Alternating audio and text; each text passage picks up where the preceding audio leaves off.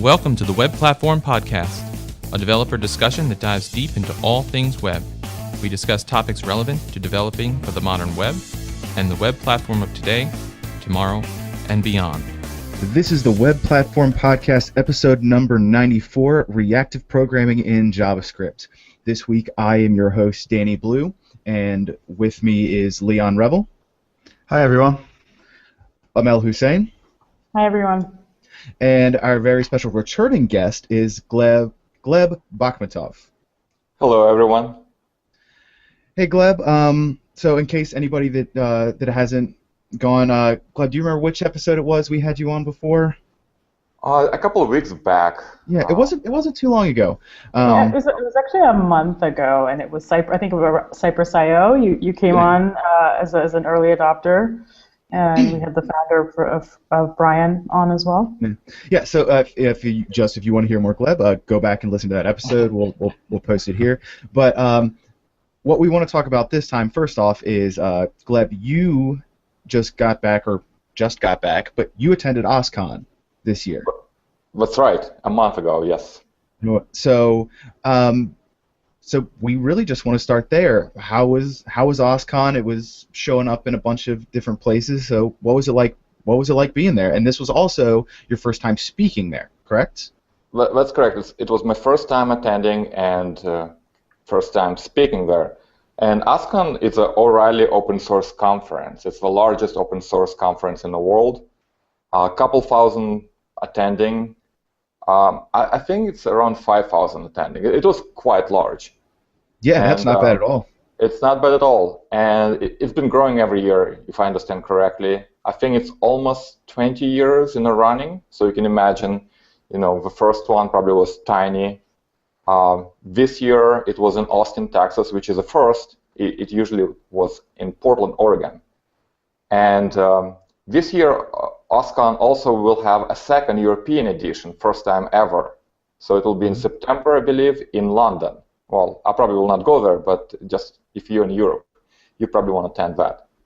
And the interesting thing, it's not just the number of attendees, it's also there is also an expo hall and a bunch of companies that are involved in open source. And you can definitely imagine, your GitHub, your Heroku's, but every major company was there on the expo hall, right? Like Microsoft, HP, IBM, pretty much any company that you're using right now or whose products you're using was represented. And that shows that open source is no longer like this niche or this kind of, hey, my side project. Every major company has part of a business involved with open source. So that was great. Yeah, no, that's awesome. That's what 5,000 people. That's a lot. That's kind of intimidating. I'm assuming that you did not speak to all 5,000 of them, but was it intimidating at all? Knowing that there could be so many people? It was a little intimidating, but the mitigating factor was the conference was so large. It had 2 full days. Each day had 10 tracks in parallel, right? So there was a track for architecture, track for open source financing, track for security, and so on. So under the best of circumstances, I probably spoke to, in front of less than 200 people, which is still intimidating. Yeah, but, that's what I say. Even so, that's a lot. It's not too bad. The organizers were exceptional. Video, the video setup, the support, right, the organization and timing was just impeccable. I could not have asked for better organization. Yeah, I saw your Twitter post with the photo of the thank you letter that they sent you with the little animal. Yes, absolutely adorable. They do take good care of speakers, and they're absolutely incredible people. Yeah, that's great, especially when a conference is that large. Every once in a while, you'll hear horror shows about something that's been hyped up a lot, and it just all falls apart. So it's awesome that it's being run that well. So with that much content and that many that many people attending, that many companies attending, what was some of your favorite stuff that you saw? So one interesting thing is that about 50% of all presentations somehow heavily involve Docker. Docker is absolute boon to open source, and community. I think just because it makes working so much simpler and collaboration so much simpler. One of the cool things during the keynote, I think first day, I think the CTO of Docker, he did a 10-minute presentation during keynote, and he live on stage open sourced 3 big projects from Docker community, just like clicked the button on GitHub and made it public. So that was kind of cool. But Docker was everywhere. Every project that was trying to show technology, had source code on GitHub, and to make it, runnable, they all said, here's how this is my Docker file. This is the services that set up. So that was kind of running theme across all talks. That was very impressive. Well, it seems like what Docker has done for the open source community, or just for technology in general, is it's the English of how we can all deploy, and set up, in the same way. And so they've kind of solved a really big problem with us having to spend like a week customizing our setup. Now we can just put it up on Docker and someone else can run it. It's very, very, like, I'm excited to see what happens in the next few years as people now collaborate more and cross-pollinate more. Sorry, go ahead. I was just going to say, there's no surprise it's got so incredibly popular for so quickly. Docker has it. It really does solve a lot of problems for a lot of people. So I can kind of see why it's everywhere now. Yeah. Well, if you think about GitHub, right, made open source popular because it made the source code sharing easy. Docker actually makes binary or built executable sharing very simple. So It kind of is the next logical step. Yeah, it's a nice way of putting it. Yeah, and for anybody that hasn't listened, we actually during OSCON we had somebody from Docker on the show talking a lot about that stuff, which was awesome. Like, I actually think he was great because I think he actually did it from the hallway on his phone, and it actually came out awesome. That's pretty cool. Yeah, but Gleb, the reason that we have you here is that we do want to hear about your talk. So before we get into a lot of specifics about it, just tell us very high level, what did you speak about and how did you arrive at that topic? If you can't tell from the title. So my title was, I think, a JavaScript Journey to Reactive Programming, and this is a topic that I've been working on and speaking about for the last maybe 2 years. So OSCON was kind of a culmination of maybe 5 talks that I've done over 2 years for different audiences. And the talk kind of was not about, why reactive programming is something, important that much, but more like, if you think that you want to program in functional reactive style in JavaScript, on a web or on a server, how do you actually do that? How do you take your team, who has very different, levels of expertise in different topics, and how do you go step by step, all the way to functional reactive programming, so that you don't try to kind of jump, to the next level 10,000 feet up? So the talk was more like, hey, here's what you can do using traditional imperative programming style, kind of like think C++, but in JavaScript. And then here's a problem that's hard to solve, right? Your code becomes mangled, and you cannot take the next step, right? You have too much code, and it becomes hard to reason. And here's another technique that makes it simpler, right? So, for example, object-oriented style, for example, that separates, your concerns into classes or objects. Yeah, before we kind of go any further, if we could just take one step back, and if you can kind of describe to somebody who's never really heard of reactive programming before, kind of what it is, and how it's maybe different from traditional or other programming methods, that would be really cool. Yes, absolutely. So think about imperative style, right? Your Visual Basic kind of programming style. You execute statements, and the statements just say what computer should do, right? It's imperative. It says print this, multiply that, and so on. But you quickly reach the limits of a programming style just because everything becomes very intermingled. And it becomes hard to do asynchronous programming, for example, or parallel programming, things that you have to do in real world. So people have invented reactive programming that instead of trying to say, do this, do that, execute method on this object, describes kind of like data flow or event flow through your code. So your concern is not with what should be done. Your concern is to describe, here's an event that happened. Let's say mouse click. Once it happens, for example, you can process it, send a request, receive a result, show a message on a screen. But you don't say send request. Instead, you kind of say, when this event happens, I want to subscribe to it, and I want to process it. And once that finishes, I'll subscribe to that complete event, and I'll send something to the server. So instead of describing dependencies as saying, hey, do that, or do this, instead you say, well, when that event happens, I'll just do my part, and I'll generate another event, so someone else can subscribe. So you never know who will respond to what you've done. Instead, you only care about inputs to your little piece of code.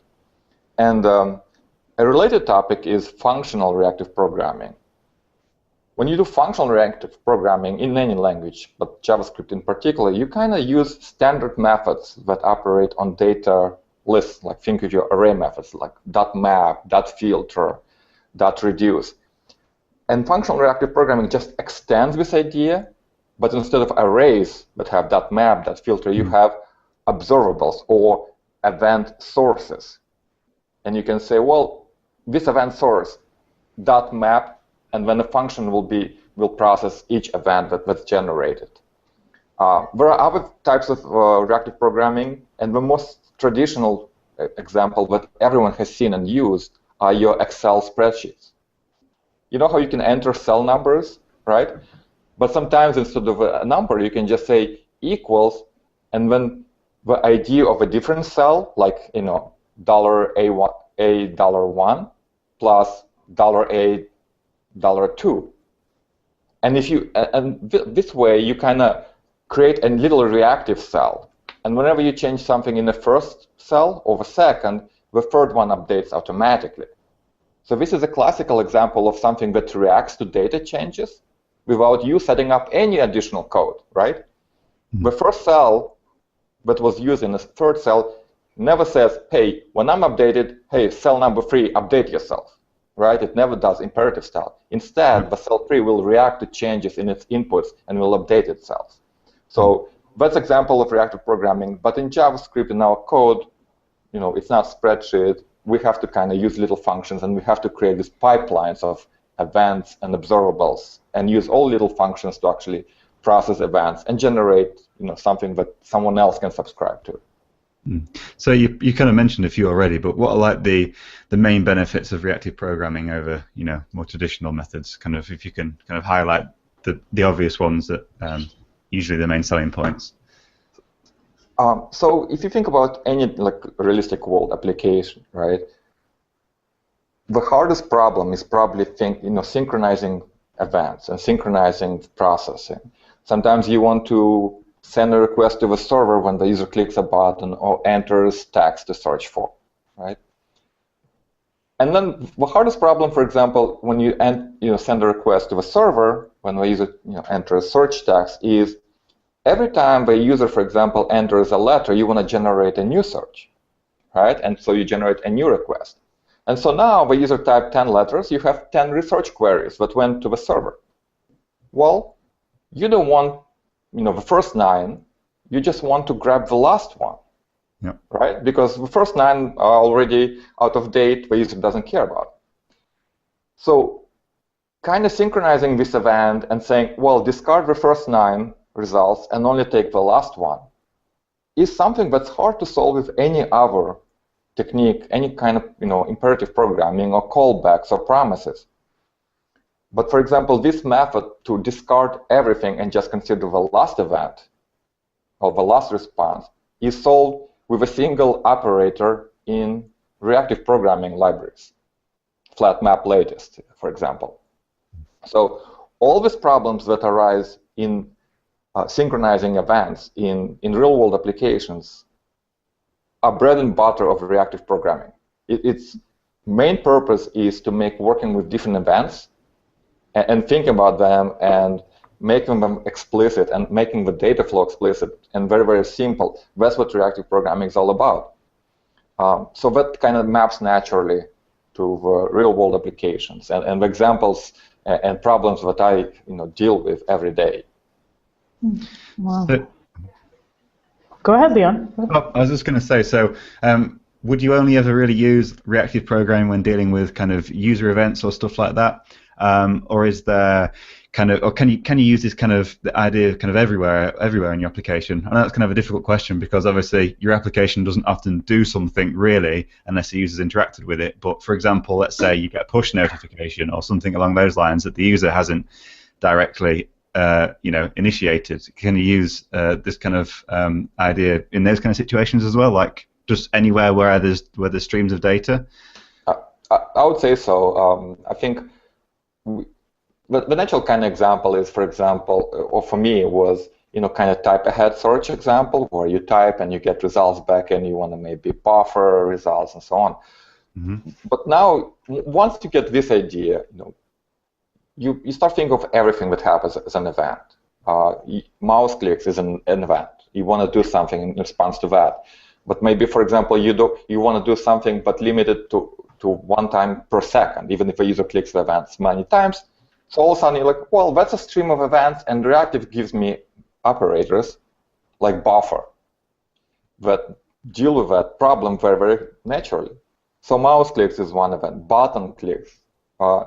My synthetic events like search that I create is a good example that Reactive deals with. Mm-hmm. Generating or processing WebSocket events, like the real-time events from the server. Reactive deals beautifully with that. Cool. The next wave of Internet of Things, right? The little devices that are embedded everywhere. They all kind of generate little. Hey, here's new piece of data, temperature, sensor, door opened, someone entered the room with phone, right, that I recognize, and so on. These are all sources of events, and for framework of a future, so to speak, right, Reactive would be extremely good technique. So for Internet of Things. So so a lot of the examples that we're talking about, a lot of it has to do with asynchronous. Yes. I mean, those are problems people have been trying to solve forever. For the best ways to handle asynchronous information, and you've mentioned data and streams a little bit, which is kind of the core around it. But what I want to talk because there are a lot of patterns that you can follow. The observable pattern is not new, right? Like that, the very basic vanilla pattern for observables is not new. A lot of things around it, which we'll try to get into a little bit later, which are the specific libraries like RxJS, which anybody that says they're doing reactive programming is probably using. What I wanted to ask about is specifically how the observable pattern itself differs from something like a pub/sub pattern, which pretty much everybody that's worked in JavaScript will be used to, because all that means is you have something that dispatches events and you have something that listens to events. Right. Now, on the very outset, that sounds very similar to what you were talking about, because an event happens and then you can subscribe to that event and then do something after it happens. So, can you? And like I said, you've already talked about it a little bit, but for me, when I was first starting to learn about some of these things, that was one of the things that was a hurdle for me, because I didn't quite understand not that I didn't understand the difference. I didn't understand why that one was better in a lot of people's opinion than the other. Right. So let me step back and talk about async problem, because that's what the solution is for this. It's a huge problem, and there are multiple solutions. The built-in kind of mechanism in Node or in JavaScript was to use callbacks, right? Just register callback and so on. And this has a huge problem because the code just becomes a nightmare, a pyramid of doom. Callbacks become nested, and so on. So the solution that people came up was to use promises, right? That's kind of natural. Instead of passing a callback, you get an object back, and then you can register, hey, if promise is resolved and succeeds, call this function. And if it fails, call another function, and so on. But the problem with promises that we found in our code was they're kind of like a bullet, or you can only fire it once, and it's done. So promises are very, very good at handling a single asynchronous action. Make a HTTP request, you get result, that's it, you're done. If you want to make a second request, you have to make completely brand new promise object.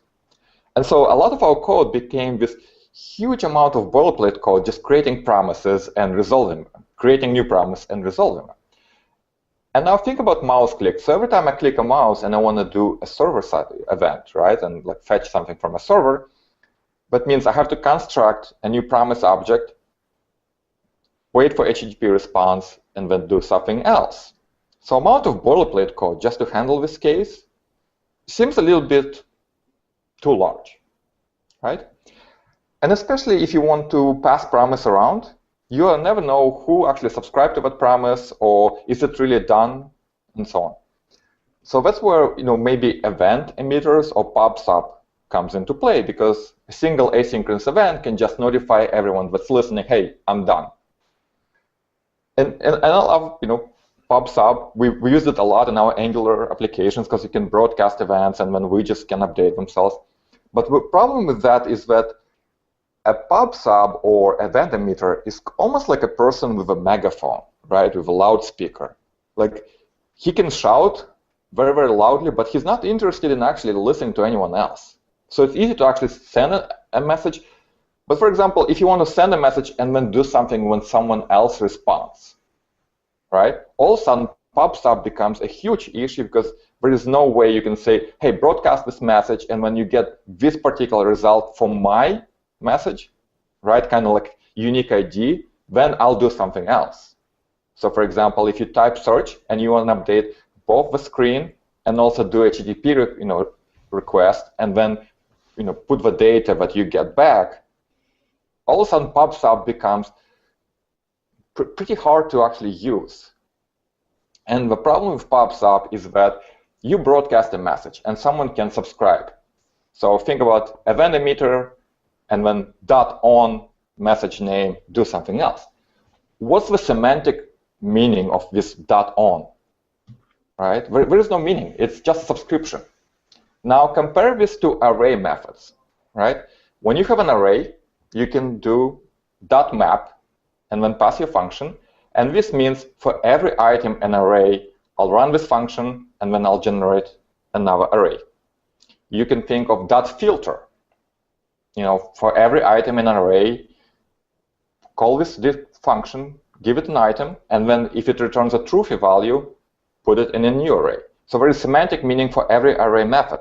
There is no semantic meaning for anything that event emitters do. There is only .on.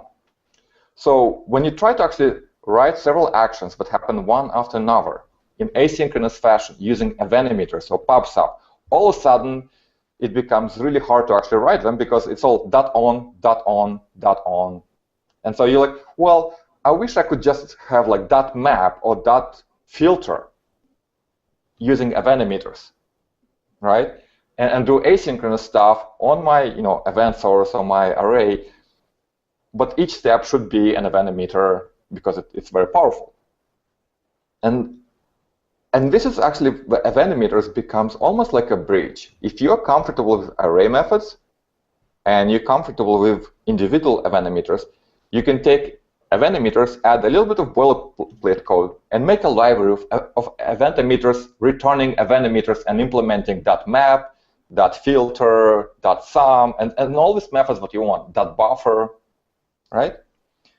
And so all of a sudden you can write this thing where mouse click, .map, make a call to HTTP, but it's an event emitter, and then you can subscribe and say update the screen, and another subscription to update the search box or something like that.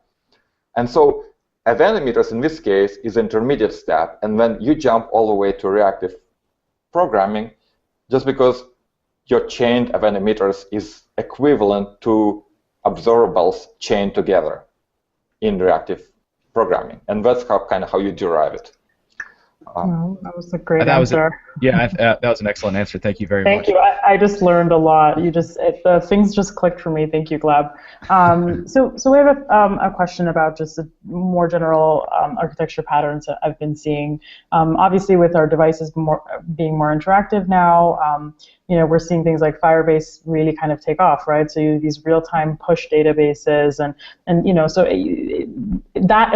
I think of Firebase and Rethink as almost like reactive databases, right? Yep. Because they're also being proactive and just saying, Yep. oh, you know what, this changed, so here you go. And so, can we kind of maybe talk about what you think a modern web app or a modern web app or even a mobile web or Android or iOS app should kind of, what are some new architecture patterns that we can start thinking about as we develop new applications? That's an excellent question. So first of all, Firebase, I haven't played in it in the last year. I tried it many times, before, and I always hated its API. It's weird. It's all over the place. It uses different patterns for different things, but it's whatever.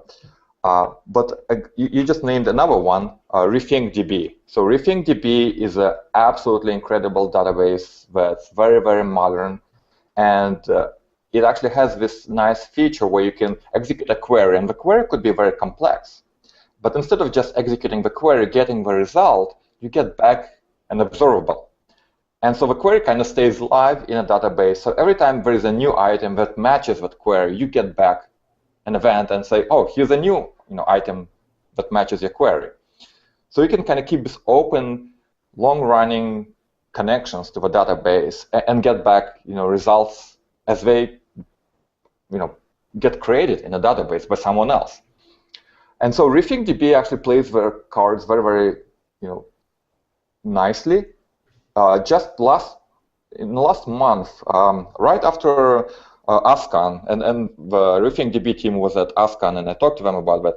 They open sourced a web app or a backend API, so to speak, that's built on top of RethinkDB, but uses WebSockets so that you can just connect to data, execute a query, and then you get open WebSocket connection, and you get results as they come in. So they kind of build this backend for web apps to take advantage of live queries in the engine, and that's very good for them. This is absolutely the right decision, and this is what a modern web app should deal with. Not with, hey, I'm going to make an AJAX request and I'm going to get the data, I'm going to display the data, and I'm done.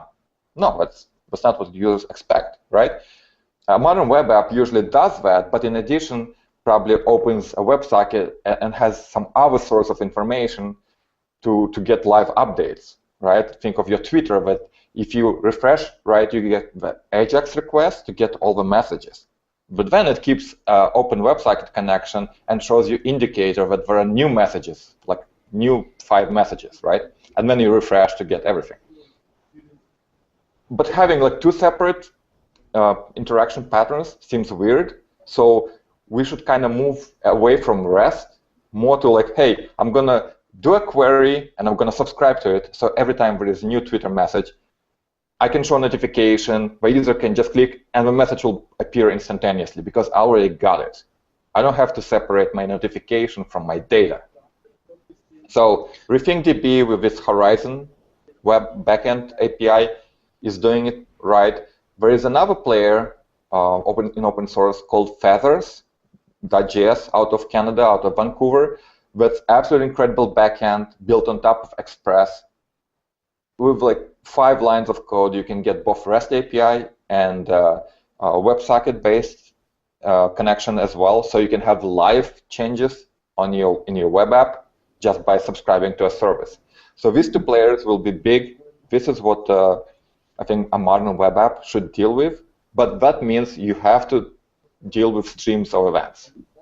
Correct, which means that you have to think reactively, right? Like you have to, right. No, that's exactly right. I asked this because I'm starting a new project, and I'm really questioning. I'm like, it doesn't seem like I actually need a backend here, in the sense of like your traditional go make go make a get, go make a post. Yeah. I mean, I don't need that, And so I'm using Firebase, and It's completely reactive, and there's no need for, besides the initial REST call on load. Everything else is automatic, So, and that's the way it should be.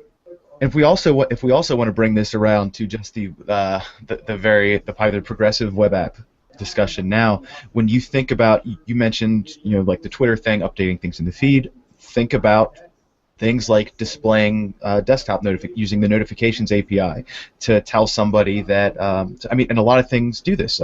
Slack's website does this.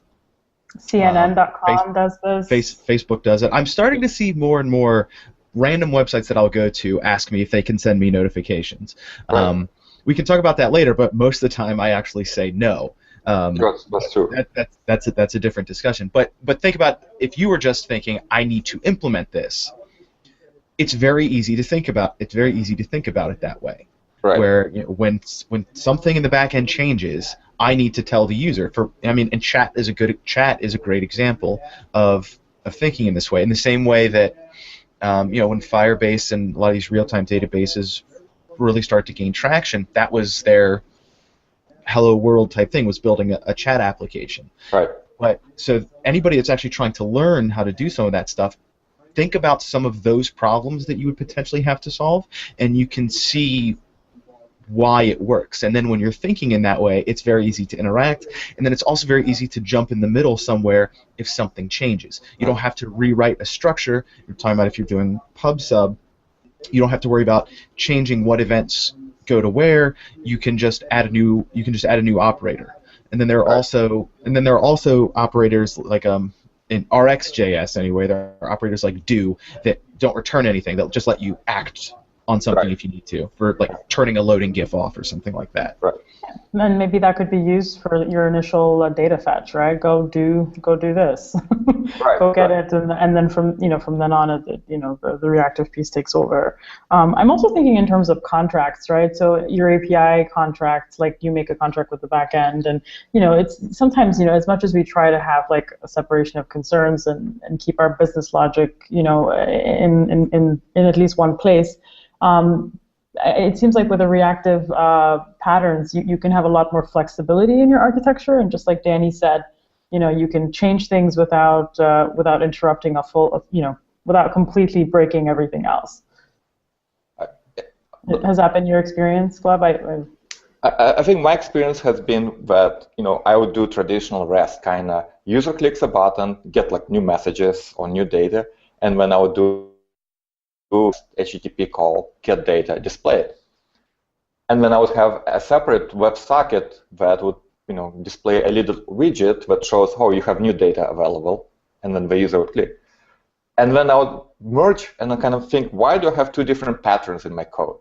Right? That makes no sense. I can have my source of data be this WebSocket, and instead of just sending me an update, hey, you have new message, and when you download using REST, kind of imperative code, I could just subscribe to data. And my two different paradigms are merged into reactive. And then to your point on document or web app load, well, document load or web app load, it's just an event. I can subscribe to that, and I can kick off the whole thing. Or the user clicking a button is an event, and it can kick off the whole processing of going to the server, getting the data, and updating the DOM, just like that. Right, once you start thinking, it's all the same events. Yeah, no, you're totally right, because I'm thinking, there's a document ready event, right, that the browser hubs, so you can just listen to that and use that as your indicator. You're right. So I think I have more questions, but Danny, do you want to? So I want to talk about specific libraries next. So go ahead with whatever you want, and then we can get into that. I was actually, my next question was actually, I think would fit in nicely before we talk about that, is really how do we test, reactive library, like I guess code that's written with reactive programming. And so for those who can't see Gleb, he just winced. It's an excellent question. Whenever you have a piece of code or a new technique, if you cannot test it, it's pretty much dead on arrival. It's not something you should be using, just because it's if you cannot test it, you probably cannot understand it, or you cannot rely on it. Having said that, the main difficulty, you can definitely set up things using regular, Mocha, or whatever your favorite test runner is. You can set up a little pipeline of events and then test the results after it finishes, or after, and so on. Observables in RxJS, for example, they always have onComplete handler, so you can subscribe to the end of a stream. So you can test, let's say, clicking of a mouse by saying, I'm going to click 3 times, and then I'm going to send I'm done event, and then your test will know when it's done. But the problem is actually more difficult. Let's say that you want to, let's say, buffer events, or say I'm going to process only 1 event per second, right? So you implement that function in your search, in your text, and now you want to test it, right? That means that your test has to wait for, let's say, 2 seconds, right? And then say, well, I only processed 1 event. Because reactive programming deals a lot with this timing, right, of events. There are multiple events. You can, there's timing, asynchronicity. And so what RxJS, for example, does, it allows you to specify a fake timer. So you can say, I'm going to create a pipeline, but instead of using real-world time, let's say 1 per second, I'm going to give you a fake timer that will simulate and say 1 second is equal to 1 millisecond, so that your test can finish in like reasonable amount of time. And actually, right now that we've transitioned between RxJS 4 to RxJS 5, that part of testing, the fake timers, how you can control the flow of events, is pretty much very minimal. And the team knows that. They're working on documenting this. But if you have to really test things, right? If you really want to get under the hood and make sure you test everything, but in a reasonable amount of time. Feature integration test, right? Yes, it's almost like unit I was thinking Cypress would be perfect for this. Right. So the best thing for that would be something end-to-end testing on your website. That definitely will test the full functionality of reactive streams. But just so you know, that the unit testing is still not where I want it to be. It's not as simple as testing synchronous code or callback or even event emitting code just yet. But I was going to say, if you have very simple observables, it's pretty straightforward. Yes. Right? If just like, okay, subscribe, when you're done, run the test. So some of that stuff can actually be pretty straightforward. It's when you get into like you said, your real world situations, those are the things that start to be tricky. And I actually think it's kind of interesting, because we've been talking about functional reactive programming, and usually one of the flags of functional is that it's easy to test. Yes. But you mix that with asynchronous events, and then you start running into, again, the same problems. I mean, anybody that's had to test promises and anything else like that, it's just what happens. It's a hurdle that, like you said, they're working on. They know, right. And they're working on it.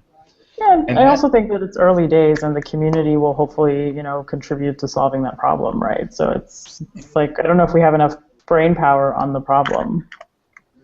Yeah, no, I definitely think the community knows about it, and the new testing frameworks are coming out.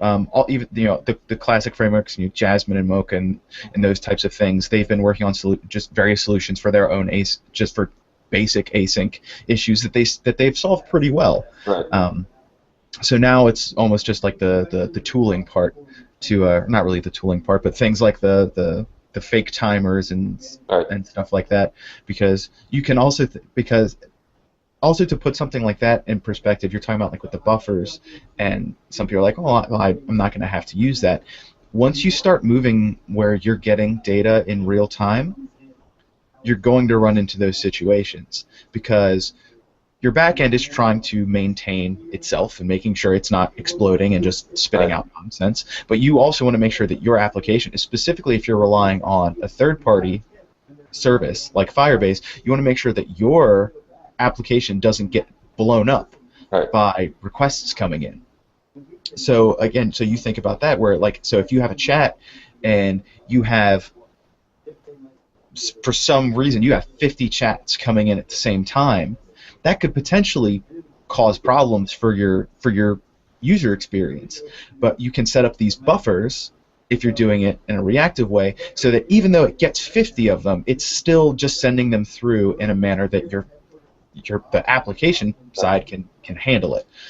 So just an example for maybe if people are trying to think, well, like, I don't really see how that's a problem.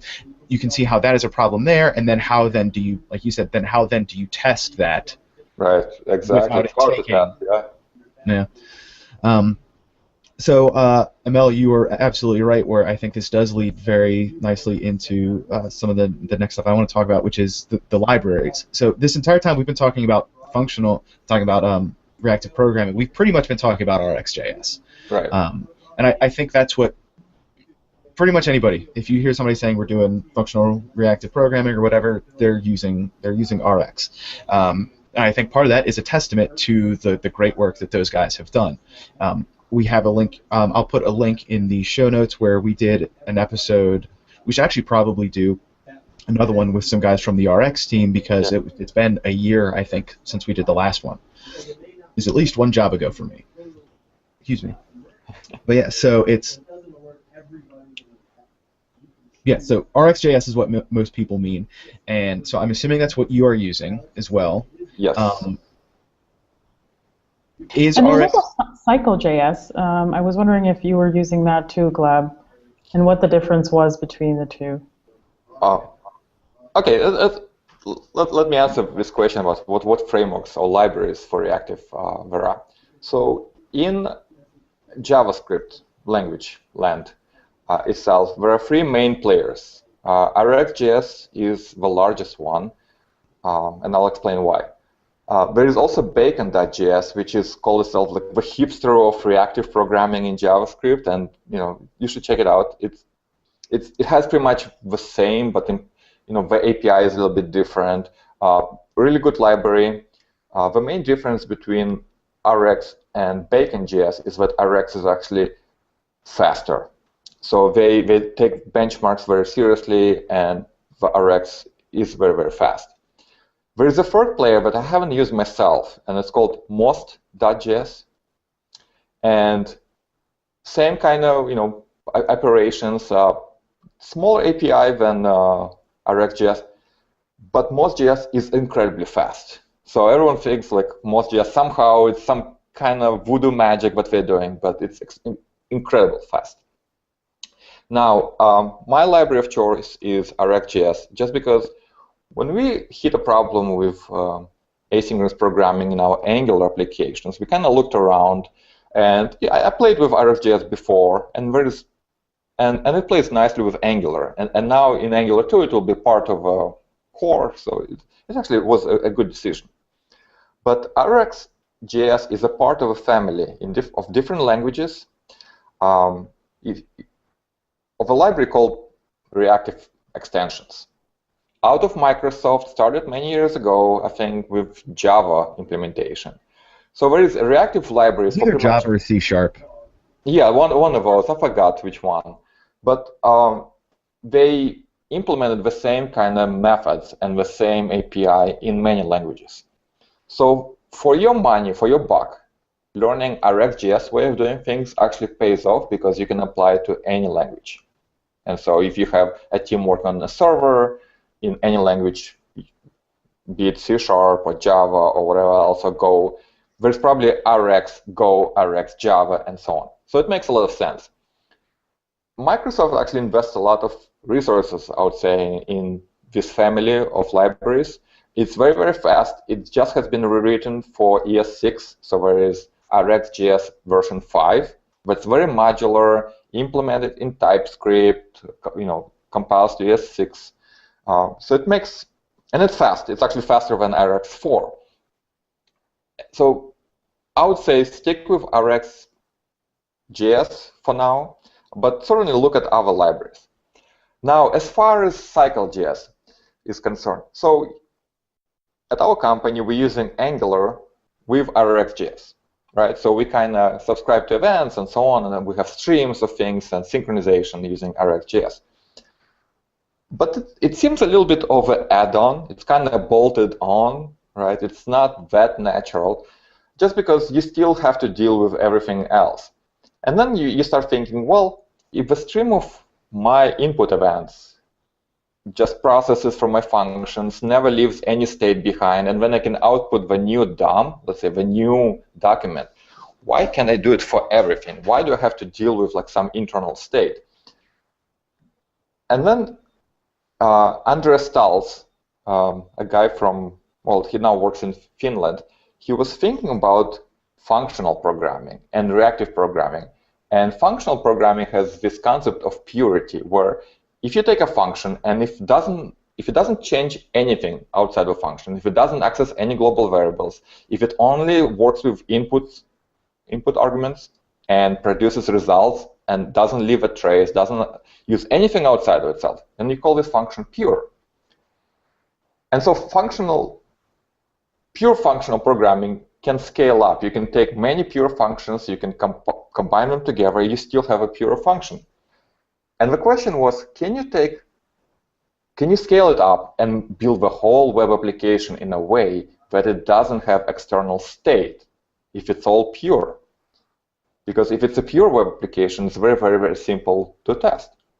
And if you think about this concept of a web application that's pure, that only deals with input arguments and produces output result, what kind of input arguments would it work with? And so Andreas Stahls had an idea that the input arguments, in this case, to the whole web app should be streams, reactive streams. Let's say you have a stream that kind of encapsulates your whole DOM, your document. And then you can subscribe to this document stream and say, when someone clicks on a button in the DOM, then I'll do my stuff, my web application stuff, and then I'll output a result. But my result will be just a stream of DOM, right? So instead of me updating the DOM directly, I'll just output an event will have a new DOM to be placed in the browser. So my whole web application becomes one giant function. The inputs are reactive streams, RxJS streams. I can subscribe to them. I can do everything what web app does, but in this kind of pure fashion. I never work with DOM directly. I never subscribe to anything. I just output the new DOM after I'm done. And then the framework, the CycleJS, can kind of take care of dirty details and update the DOM in the browser and give me back another event. And so I can kind of get into loop, and that loop is called the cycle. So you kind of abstract all your side effects, your document, your location, your window access. You never deal with them directly. Instead, you subscribe to events on the input stream that you were given. You can think of HTTP as a stream that you get passed in, and you can subscribe to, I got a result from the server, I'll output a DOM with a new result, but I never deal with this directly. So CycleJS kind of takes a library of reactive streams, RxJS, adds the concept of purity, and gives you this interesting framework that's really a mind-bending kind of framework. It's very hard to actually reason the way I'm used to it, right, in a cycle application, but it definitely is something that I consider the next wave of frameworks. But having said all that, so CycleJS takes RxJS streams, and then there's alternative implementation of cycle using most.js. They look around and they're like, well, RxJS is large, kind of complicated. People have struggled because there are more than 400 methods that you can deal with. And most.js has some of them, but not everything. So they wrote another library for RxJS called Xstream, X as in letter X. And that contains a very small subset of RxJS methods that really work well in a web app context. Okay, so there is another player in addition to RxJS, Bacon.js, Most.js. There is also Xstream, kind of tiny implementation, very simple API. You can plug it into CycleJS right away and kind of deal with all the events. So that's the landscape. And so we'll put all of those in the show notes. I didn't even know about Xstream. I heard of Bacon.js. My current boss likes that. So I guess Cycle.js is pretty much kind of like an immutable. It takes an immutable, it's the DOM is kind of immutable in that sense, right? And we're always returning a new DOM. Yes, yes. And you return a virtual DOM, so it updates only parts that are necessary. So think the best thing about React, which is virtual DOM, but without any of set state, it's all gone. You only deal with, I got an event, I'll generate the new DOM, and my browser will be updated somehow, and I don't have to deal with anything. My hands are clean. I'm done.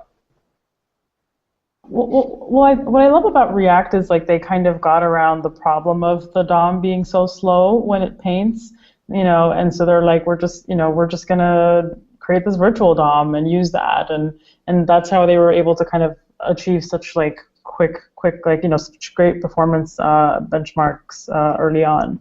So, right. But I think you're right. Now it's time to kind of solve it in a more innovative way. So. By the way, I just want to point out that React, despite the name, is not reactive. You still have to do set state and components should update, right? You still execute these imperative things, right?